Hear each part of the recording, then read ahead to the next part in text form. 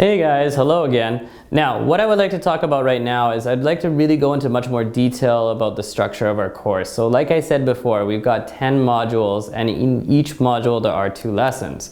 Anyhow, let's talk about Module 1. In Module 1, there are 2 lessons, self-evaluation and pair work and group work. So in self-evaluation, of course, you're going to be looking at yourself and thinking about your strengths and weaknesses as a teacher, right? Pair work and group work, of course, you're going to look at a variety of different things you can do in order to control and maintain students while they're doing pair work or group work activities. Moving into Module 2, you'll be talking about such things as how to use the Blackboard effectively. I know it sounds a little bit silly, but a lot of us teachers aren't very good at using the Blackboard in an effective manner.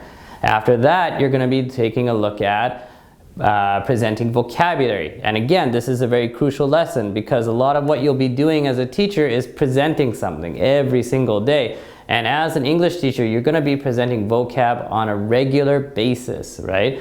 So anyhow, moving on to Module 3.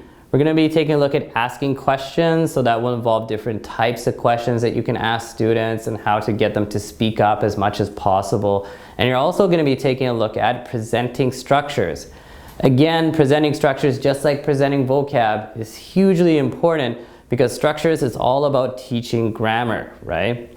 Okay, moving on to Module 4, we've got practicing structures. So we're going to be taking a look at, first before that, we looked at how we were going to present them, then we're going to look at practicing them. So a lot of different things can be done, right?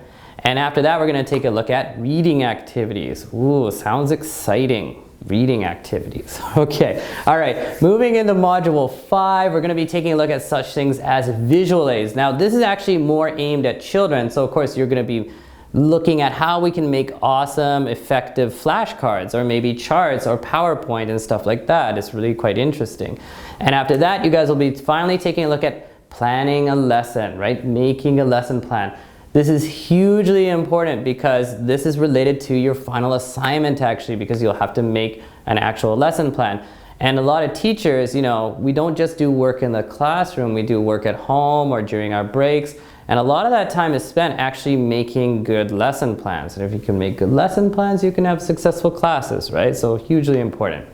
Anyhow, after that, you guys would be taking your midterm test. And when it comes to your midterm test will be comprised of, true and false questions, multiple choice, and a few written questions, right? So, and that will cover all the information from Module 1 to Module 5. So, before you take the midterm test, make sure that you review your notes, possibly rewatch the videos, and just get ready for it, right? Because it's not a big joke, it's actually not very easy.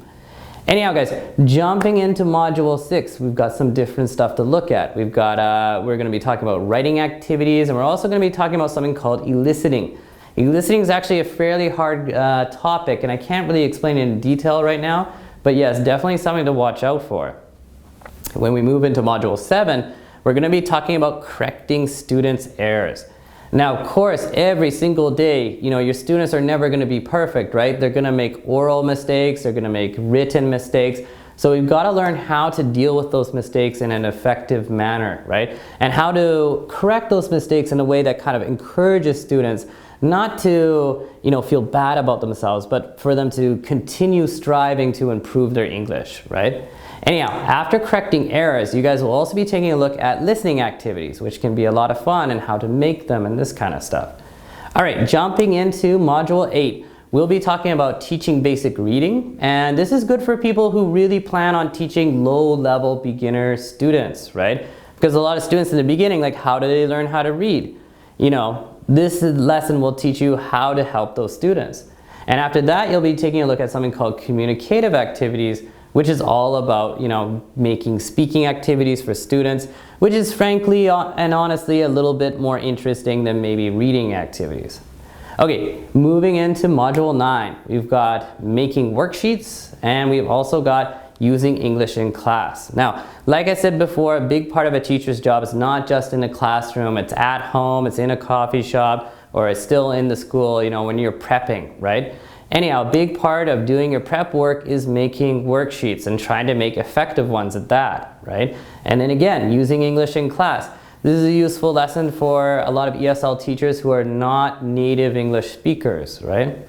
Anyhow, lastly but not least, there's lesson 10, or sorry, module 10. And in module 10, you guys are going to be going over classroom tests, how to make them effective, etc. And you're also going to be taking a look at planning a week's teaching, right?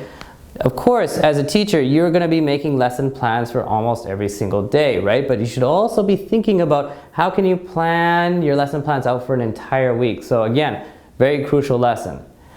Once you complete watching all the videos and you've completed the quizzes and you've completed the midterm, then it's time for you guys to take the final test. Now, the final test will be covering everything from module 6 to module 10, right? So again, just like the midterm test, make sure that you review your notes, rewatch videos if you're confused about something, and just get ready for it, right?